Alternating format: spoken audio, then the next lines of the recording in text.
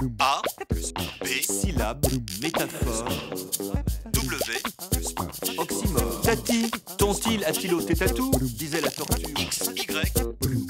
Bonjour professeur. Bonjour Marie. Sanaz nous écrit du Maroc, elle voudrait connaître l'origine de l'expression clé de voûte.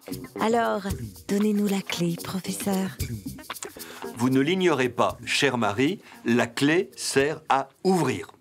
D'où le fréquent emploi figuré du mot pour désigner ce qui donne accès ou explique. La clé du mystère, la clé des songes. Mais la clé sert également à fermer. Son emploi figuré dans ce sens est moins commun. On le rencontre néanmoins.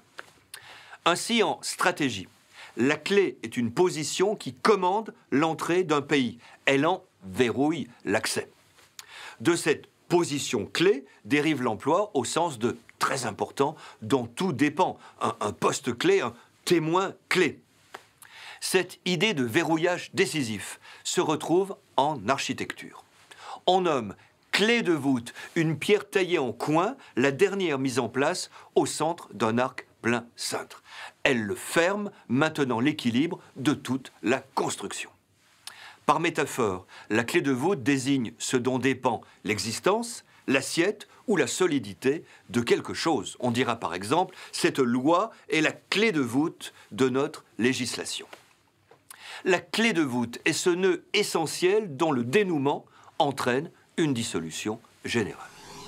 Après une nouvelle déception amoureuse, Amiel note dans son journal « La clé de voûte ôtée, tout s'écroule, l'âme partie, le corps se dissout. » Pauvre Amiel, il va encore souffrir pendant des milliers de pages. A plus B, Syllabe, métaphore, W plus oxymore. X,